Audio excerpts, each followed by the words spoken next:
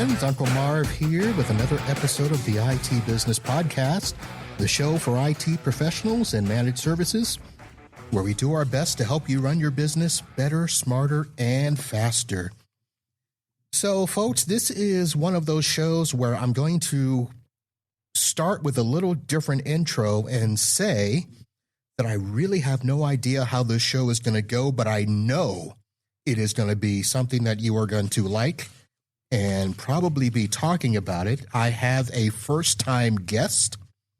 We are fairly new friends, but you all know her, and I know that you know her because she's all over the place. I'm talking about Tara Rummer, MSP Channel Captain with Immy Bot and Business Advisor with Immense Networks. Tara, how are you? I'm doing so good. I'm so excited to be talking to you today. Are you really? I am. I love doing this stuff. I did empath managing up yesterday with Dean. So this is like, yeah, you guys went a little off road with that topic. Yeah, you said we might go a little long today. Well, I'm a talker. Yeah. A little long-winded. Sorry. We'll put that out. Not a problem at all. And I will say this. So I don't know when we became connected on the LinkedIn, but I know that people have been saying, you gotta have her on the show. And I'm like, I don't know her.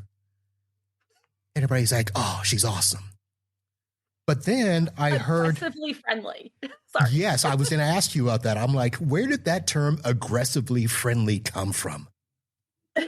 It actually came from Alec from BVoIP. Okay. I was really excited at a conference one time, and I completely missed meeting his wife. I was just buzzing and excited. And he goes, "This is Tara. She's aggressively friendly." And I was like, "Oh yeah, that's accurate." So it kind of stuck, actually. So, have you always been this way?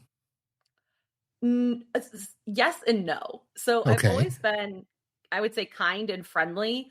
I am naturally an introvert, which so many people don't believe. Literally, everyone, when I say that, I'm like, no, a lot of this has been learned. And I think a lot of it's come through just peer groups and having to get out of that comfort zone and make new friends. I was very siloed when I was running the MSP. So now I started building just this large network, and I felt like I didn't fit in for a really long time. And so I never really wanted someone to feel that way. It's actually why the sparkly hat started. I never wanted people to feel uncomfortable or awkward around me. Yeah, but there are people that look at the sparkly hat and think, I'm staying away from crazy. Okay, they can. But it's funny because a lot of those introverts, they'll come up to me at events and they won't want to talk about anything except the hat. The hat brings them in. They're like, I like that. Yeah. Why are you wearing it? And I'm like, oh, I'm Tara. And then it just kind of opens the conversation. That works. Yeah. All right. I always look sillier than everyone else there. That's kind of the idea. You can feel comfortable. But most of us introverts don't want to draw that attention. But apparently you're okay with it. I'm okay with it now. If you had asked me that 10 years ago, probably not. Would have been like, no, don't look at me. All right. So when you mentioned 10 years ago, I know a little bit of your history. I know that you started out as, what was it? You started out as an assistant or something at Immense Networks? An executive assistant to Brett and Darren, the two owners. Okay. Yeah. So that was more than 10 years ago, right? That was 15? 13. Yeah, I'm about to hit my 13th anniversary. Okay. Yeah. Did you think that when you took that job as the EA that you would end up doing this and be posting videos on LinkedIn, calling everybody warlocks and whatever that phrase is that you use? Friends, foes, wizards, warlocks, and jellycat enthusiasts? No, not at all. I didn't know what it was going to be because at the time the boys were a break fix shop, and really I knew nothing about this industry coming in. I kind of fell in backwards, and I happened to luck out and get teamed up with Brett and Darren, really. And those boys have big dreams, and I've just kind of been along for the ride with them and helping them any way I can. I'm also aggressively helpful is what Brett has called me ever since the aggressively friendly took off. I was going to say, is aggressively part of the adjective that follows you with everything? Yes. It's become the on-running joke in the office. I actually have, I'm not bossy, I'm aggressively helpful on my desk. Okay. I think I'm going to make a t-shirt for you with that phrase on there. Nice. I mean, I'd wear it. Okay. So when you joined the MSP, and this is the type of question that a lot of people always like to hear from those that are, have made the jump. Because technically, even though you're still associated with the MSP, you're on the dark side, according to MSPs now. You're a vendor. But that journey, I mean, how much did you know about MSPs when you took that job? When I took the job initially, I knew basically nothing. Okay. I have a degree in art history, so I had always worked previously, like through college. I worked actually at a construction company. So I was basically their accounting assistant, admin assistant as well. So this just seemed kind of like an industry I've been in. Construction and engineering is male dominated. So it didn't feel like that big of a change to go to a tech company. But no, I learned just kind of along the way. I learned the PSA. I learned all the, I mean, even still to this day, someone will use an acronym and I'm like, I don't know what that means, guys. I need someone to tell me what that is. Or they use words interchangeably. And I'm like, wait, is that the same thing as this? But you pick it up, I think, as you go. And the boys were young, like they were in their late 20s when we started. So I don't even think that they had known what an MSP officially was, I would say. Now, 13 years ago would have been around the time that it may not have been known. And I know that, down, in that Louisiana area, you guys are a little behind sometimes when it comes to that stuff. Just a little bit. Yeah. Sometimes, it actually, we have a shocking amount of tech companies based out of Louisiana. Everyone's like, really? Yeah. Quite a few. Yeah. I know some down there. There's another MSP that's actually there as well.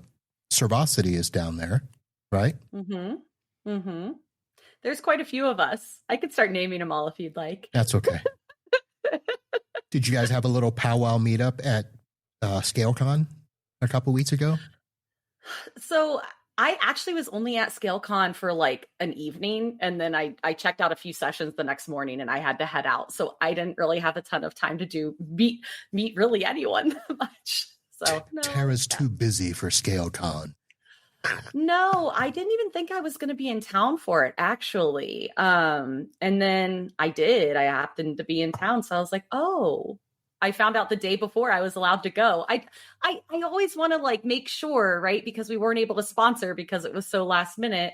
And I just didn't want to step on any toes. So, but we're excited to be part of it next year. I already told Nigel, I was like, I'm ready. Like nice. This thing was great. So, okay. Yeah. Did they decide where it is next year? I don't know. Somebody asked me that this week and I hadn't seen anything. Yeah, I emailed Taher for some other information. He hasn't responded yet. And I know that he was thinking of taking it out west. And I'm like, that's too far where he was thinking. So I was hoping he'd bring it back a little east. So they want it to be somewhere different every year? Is that the idea? Oh, I don't know. I don't know Taher that well. I can't ask too many questions. I mean, this was year 2, so maybe they're just kind of fighting their footing. But I know a lot of companies do those like 3-year contracts for better pricing, et cetera. So, I don't think that they were able to do that because you've got to be established as a conference to do those multi-year contracts. So I don't think that they would have done that. Kind of like PAX 8, that they've done their 3 years in Denver and now they're going to Utah. Yep. We're going to Utah. Yes, we are.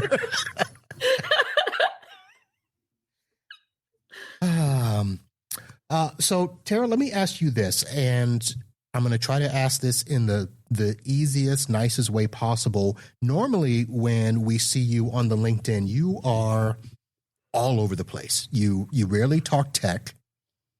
Yeah. You sometimes get personal, and you will dive into topics that are, shall we say, borderline discussable in public. Is that a right way to describe it?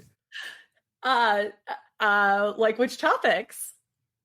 I don't know. Like dashboards? Dashboards? Yeah. What do you mean? Did I talk about dashboards? Yeah, didn't you talk about how, our industry talks about, making better dashboards, but we do a horrible job? Oh, yeah, we do. I don't know, like, so I think what's happening. You didn't think I was listening, did you? No, I don't even remember making that video, but that's definitely something I would say, to be fair. Okay. And that's being somebody that has built dashboards for MSPs and built the gauges and did all of that stuff. And I think dashboards and gauges and things like that can be used really well if they're made with intention, I would say. And sometimes we're making things to prove some sort of random KPI that comes up. And when you're looking at 50 different KPIs or 50 different dashboards or gauges or whatever you want to call them, how do you know what's important? Like, I don't want my team looking at more than 3 things on their dashboard. If they've got 15 metrics, they're not looking at them all. They're not going to be able to maintain them all. Right. So no, that definitely, I think what I'm trying to do, and I think why people may be attracted to some of the things I say, is a lot of the things I say are these backroom conversations or these private signal chats people are having. And I'm like, why isn't everyone just having this conversation?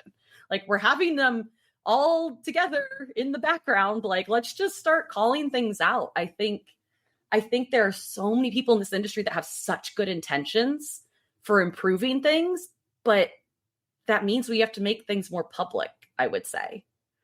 I believe you. And that has been something I have wrestled with for a long time, because there are many times where people will say to me, you can't say that on your show. And I'm like, why not? We say it, at the bar, yep. After everybody's had a drink. We'll say it in peer groups. We'll say it, like you said, on the chats and stuff. Why can't it be public? We know that these things are happening, but it's almost as if we have a private image and a public image, and nobody wants to mess up the public image. Yeah, and I think I blur that thing constantly. Yeah. People have met me and they're like, wow, how you are on camera is how you are in person. I'm like, that's the idea. I don't know how to be anybody else, but it's taken me, I think some of that is just, it's taken me a long time to learn and be kind of like, quote unquote, authentically yourself. And I didn't like myself for a long time. And so I think it's because, and I talked to my therapist about, I'm very vocal about talking about my therapy and stuff too.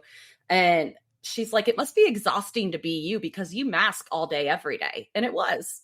So I kind of just ripped the mask off and was like, let's just, parade Tara's crazy in front of everybody or whatever we want to call it.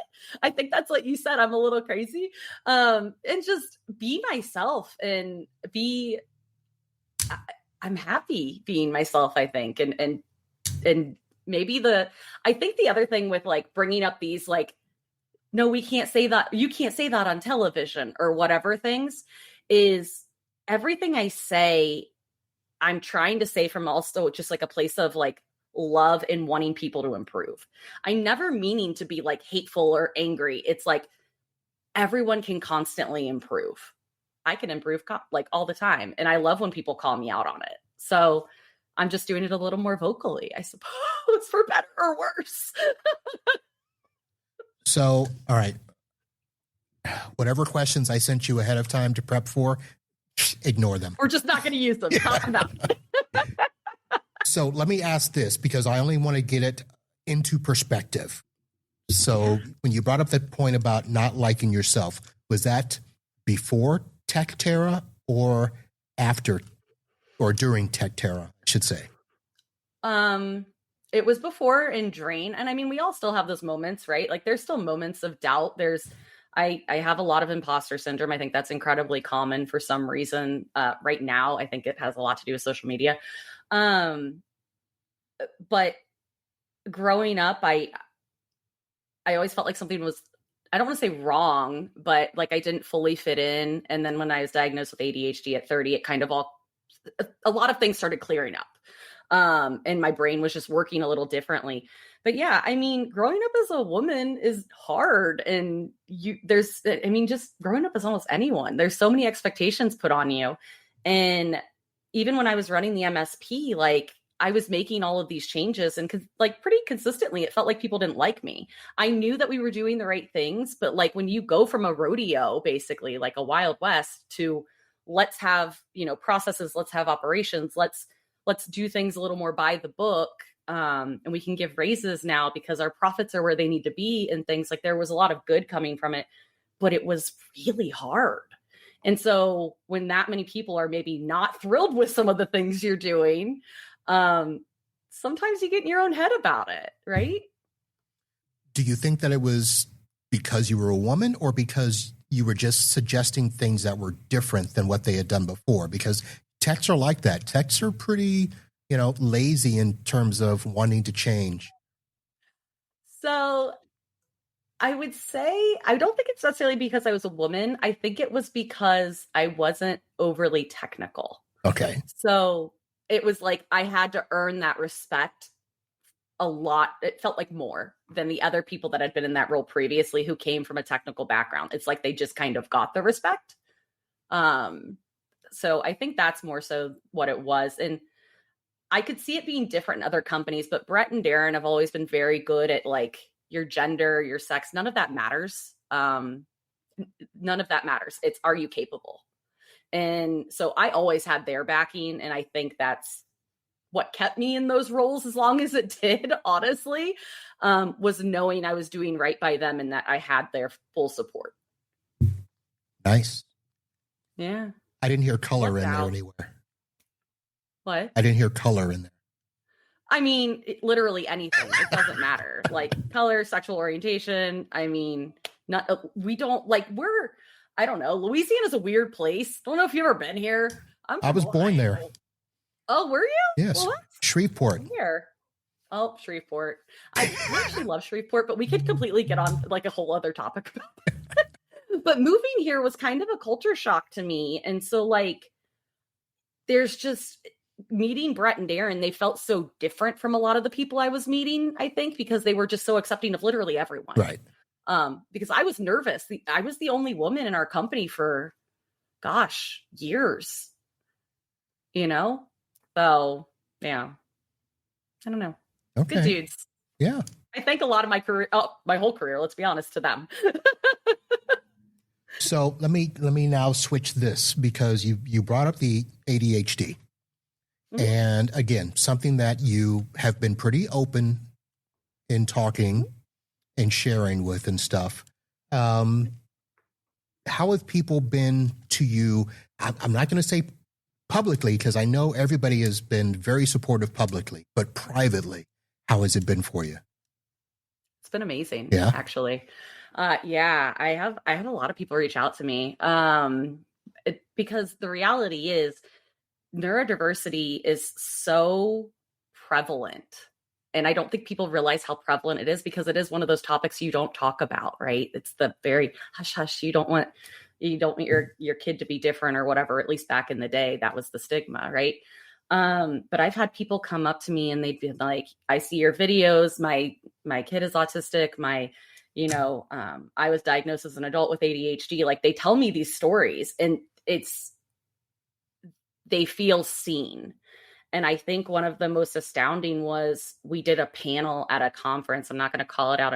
Because I don't want the person to feel called out, but we had different panelists up there with different neurodiversities. And we all kind of talked about how we got where we are. And this person was just in hysterics afterwards crying. And they said that they're on the spectrum and that their parents basically berated them when they were growing up, that they weren't good enough and that they weren't, normal, quote unquote. And he's like, it's amazing to see people who have like been able to get in places of leadership and actually succeed. Like I just gave myself goosebumps because it was just like, that was the first time we'd ever given that panel. And I was like, this is something that clearly we need to talk about more. So I'll get uncomfortable if it makes other people feel better. I'm happy to be vulnerable. Well, I ask you that only because I believe, like you, some of these things need to be talked about and discussed. And, I've straddled the line on talking about diversity, which is a tough topic in our industry. But I have to remind people, I'm Black. So there are things that you're like, did you know? You know, there are things that I see that, you know, maybe others don't. And you know, somebody's got to bring it up. But neurodiversity is almost, that's like a completely different thing. Because it's not something that, what was that? It's hidden. You can't see it. Right. Yeah. Because people can see that I'm Black. I can't hide it. You know, people that listen to the audio version, there are a lot of people that wouldn't, I shouldn't say this. Yeah, I'll say it. They did not know I was Black until they met me in person. And they're like, oh, it's like that. But you're right. Neurodiversity is hidden and you can kind of mask a lot of things. Go ahead. No, I was just saying, when I hear people on podcasts, I guess I don't picture what they look like. I listen to a lot of podcasts. And I don't think I've ever pictured what someone looks like as I'm listening to them speak. Maybe I should try it. I think it's an unconscious thing where people don't think about it until they see you in person. And then it's like, oh, that's what you're like. That's fair. Yeah. I could see that. Yeah. But yeah, I mean, I think the diversity or neurodiversity thing specifically is it's a hidden thing. It's not in your face constantly. And so many of us learn how to cope or how to not let the world see maybe some things about us. And it's just, I don't understand why. I'm not going to say they're superpowers because I kind of hate that phrase. Let's be honest, these are disabilities. But if people learn how to harness kind of what they're really good at, or, you know, if they find out what they can't stand, like I get overstimulated very easily. I am able to adjust my surroundings. Like right now I have a light in front of me and I hate this thing, but I use it for videos. But if I'm in my office and there's like, I'm just typing away, there is no light on in here because I just can't handle fluorescent overhead lighting. And it's just learning about yourself in those ways in these like weird little things that you do to kind of accommodate. And people might just go, that's Tara. She's a little weird. It's fine. And they like walk away. And it's like, no, I actually have like an underlying condition that you just can't see. Well, I didn't want to dwell on this long, but I wanted to at least publicly acknowledge and thank you for being willing and open when talking about this and bringing awareness to it. And in a lot of ways, I think you are helping people figure out ways to handle this and normalize it in our industry. Does that make sense? That's the goal, really. And I was speaking with somebody, I spoke in at MSP show in London earlier this year. And it was my first time speaking alone and I was petrified. And this gal came up to me at the end of it and she's like, she has autism. And she and I were like discussing and she's like, everything you said just resonated so much. She's like, and I used to not tell my bosses that I was autistic. She's like, and then they thought I wasn't a team player or I wasn't a good culture fit because of like some of my quirks. She's like, and I told my most current boss that I am, and they've made a few like small accommodations and like they understand how to work with me. And I was like, yeah, I think this shouldn't be as taboo as it is. You know, we all have our quirks, whether or not we have a diagnosis with them. We all have, you know, our quirks, I suppose. Yeah, it's true. Yeah. So let's now switch back because I'm sure people by now are thinking, I wanted to hear about Immy Bot. Although I feel like everybody has probably heard of Immy Bot by now, even though you guys are still young as a company. What was it, 2022? 2020. 2020. Especially we launched smack in the middle of COVID. I was going to say the year of our COVID. Yeah. We like to forget that happened. But yeah, we did. We're gluttons for punishment. So why not launch it smack in the middle of COVID? Well, you know. Yeah. But technically it wasn't really launched then because you guys were doing this way before you actually launched it. This started in your MSP. Yes, it did. So a few years before that, I want to say it was about 3 years before that, Darren came to Brett and I, and Darren is our visionary. He always has big ideas, and he would come to Brett and myself with tons of different ideas. And we would be like, nah, that doesn't really seem like it has legs. Nah. And then he brought Immy Bot to us because of some issues that we were having with new workstation deployments. And then he was going to like his Evolve peer groups, and I can't remember if it was still HTG at the time.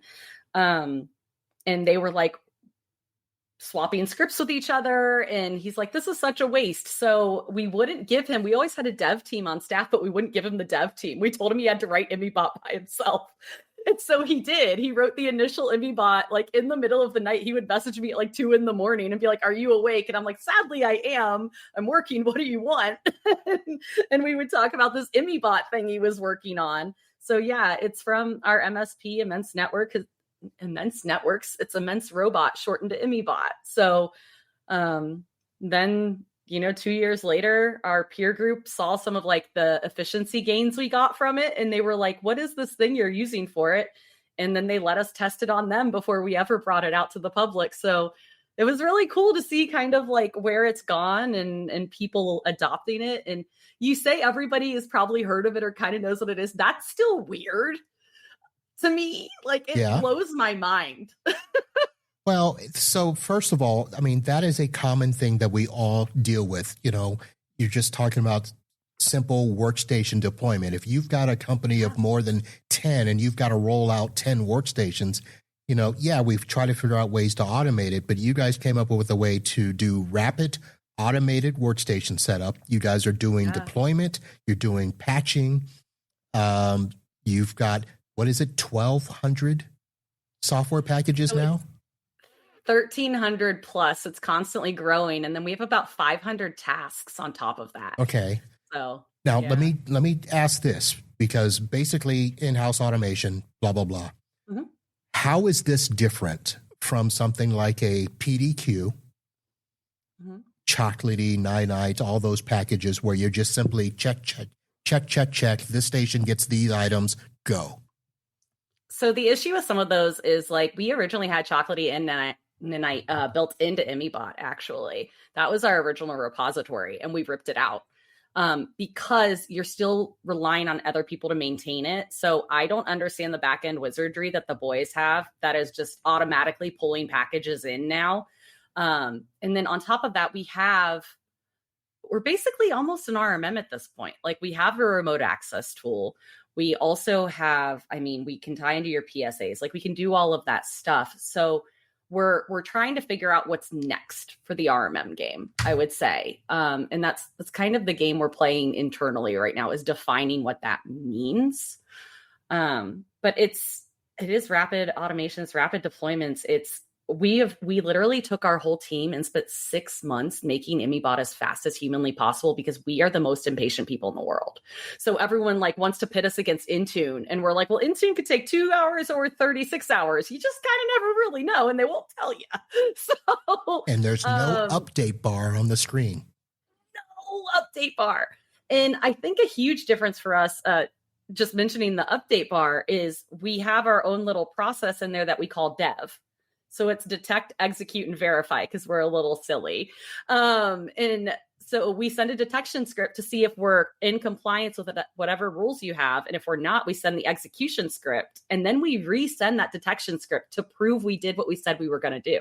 So you're not going back and having to audit all that. It's just like, everything's green. Great. You're good.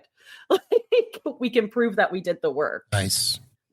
Yeah. It's really cool, actually, to see it in like live, like, actually being used. It's really fun. So there's another package out there called Action 1 that is doing some similar stuff, not specifically workstation deployment, but they have all the software patches. They have third-party software. They actually have a remote access piece in there now that most people don't know about. I've been using it.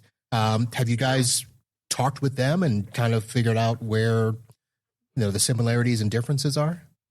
We have not. And I just heard of them actually like a week ago. I had never heard of them before. It doesn't mean anyone else on our team hasn't, but somebody brought them up at a conference. It might have been at ScaleCon. So I actually haven't had a chance to look into it. Don't do it. But I will be. Just kidding. Probably not. I don't really have time. No. Maybe someone else can look into it and let me know. Maybe I'll chat GPT it. What's the differences? But they don't do workstation deployment. So that's one thing that you've got. Yeah. That's kind of our bread and butter, honestly. Like a lot of people are like, oh, like we like the patching, we like the stuff. But the fact that we have like the AutoCADs and the Revits and every QuickBooks in there, people are like, how? Because we built silent installers for them. And we're like, it took 3 months to get each of those in there. Like they were not easy to get in there.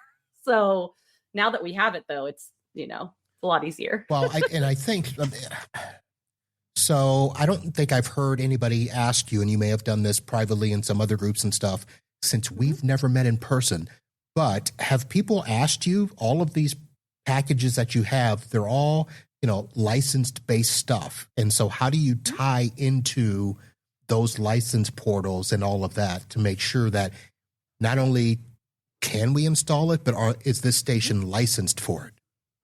Yeah. So there are actually, I can't explain the technical aspect of it, but there are things like I know in our Sentinel-1, as long as the name within Immy Bot matches the name within like the tenant name within Sentinel-1, we can actually go in and pull the licensing directly from Sentinel-1 and we can see what computers are licensed. Okay. Yeah. You had to throw Sentinel-1 in there. I can't, it's one that we use in our own MSP. So it's one that I know how it functions. Okay. Because I'm like, I can get a technical person on here sometime and they can tell you all the secret sauce that I don't understand. It's wizardry to me, honestly, Marv. It's wizardry. Of course it is. That's why you talk about warlocks and what was the other thing? Kitty? Jelly cats. Jelly cats? I'm afraid to ask what that is. What are those? Like a Beanie Baby almost. Do you know what a Beanie Baby is? You remember those? Yeah. I never had one, so. Yeah, but it's like that. Okay. I had this horrible thought in my head that it was kind of like a furry. No. Oh my God. No. Isn't that horrible? Cute little stuff. I don't know. I was not expecting that. You went off script. Of course I did. Because like, so, ladies and gentlemen, if you haven't figured out by now, first-time guest Tara Rummer here on the show with me. This was our introductory episode. We're going to do this again. Do you want to? I mean, you're making assumptions about me and furries. I just asked a question. I don't judge. I don't know, because all right, say the whole phrase again so I can understand it. I hear it on the LinkedIn, but I usually miss the very first part of it because the way linked is, the audio starts and the sound isn't on. Yeah. But I always catch warlocks and then whatever. What's the whole phrase? Hi, friends, foes, wizards, warlocks, and jelly cat enthusiasts. Okay. Are those from a game? No. I have no idea how I came up with it. No? Okay. Warlocks? Because I have to... Wizards, warlocks, and jelly cat enthusiasts. Okay. Yeah. What's that one thing that I'm thinking of? Not the Dungeons and Dragons, not the Harry Potter. You said none of these comes from a game or a movie or anything like that? No. I mean, they do. Like Harry Potter clearly has, you're a wizard, Harry. But that's not why they're all together. And I literally said it one day and was like, that's kind of fun. And I kept it. Okay. Because I used to say, hi, friends and foes. And people are like, you're saying hi to your foes? I'm like, sure, they're probably watching. Why not? That's true. That's how Stern got his, self started, His friends listened because they wanted to know what he wanted to say, and his enemies listened because they wanted to know what he was going to say. Right? I love that. I did not know that. Yeah. Howard Stern, yeah. Yeah. I'm not trying to be like him, but I'm just saying. No, I don't want to be like him. So, folks, Tara and I did talk about doing this kind of as a two-parter. The first one here is an audio show to get to know each other, introduce her to the audience, and then come back live, which I think we have scheduled for November 12th. Does that sound right? Yep. So that will be on the Wednesday night live show, 8 p.m. Eastern. So you can come and see Tara and I live in person, and we'll stay on script better on the live show. I make no promises. Of course you don't. Well, let me ask you this question on the way out. What is something that you are most proud of between Immense Networks, between Immy Bot, that is not specifically related to the product itself? I think I'm really proud of actually how long our team members stay on with us. Oh, you talked about that before. Yeah. Yeah. When I started, like, Brett and Darren always kind of acted like Immense was like a stepping stone for people and that they wouldn't stay around long. And knowing like our average is like 8 years for an employee, I mean, it feels good to know people want to like spend time with us. And we've had employees leave and come back. So I think it's that. Yeah, that is a really good culture. That is good. Do you have metrics on how long your customers stay with you? I'm sure we do. Okay. I know that our churn on Immy Bot specifically is like less than 0.06% or something. Yeah, but I mean, Immy Bot's 5 years old, so.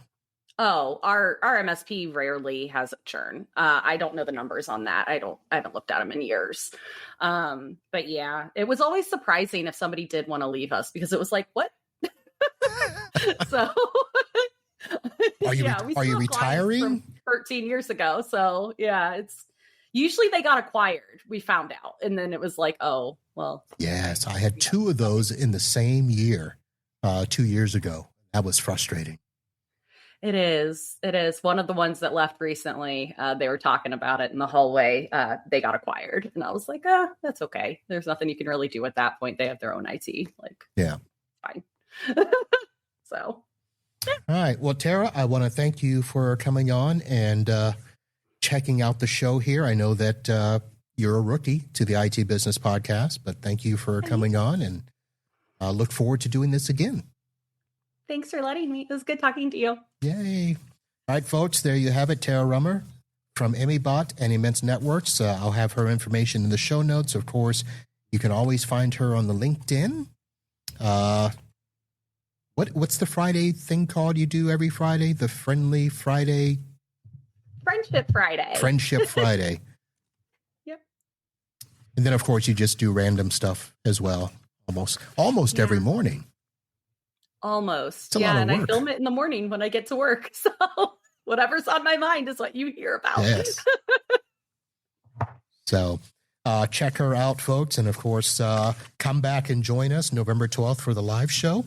And have a great time. And maybe I'll get you to drink some tea. Maybe. I have some. From your MSP tea room. Yeah. Thank you. All right, folks, that's going to do it. Thank you for downloading and subscribing. Be sure to head over to IT Business Podcast, click on the follow, and find us in your favorite podcatcher and catch the show whenever you get a chance. That's going to do it for today. We'll see you soon. Holla.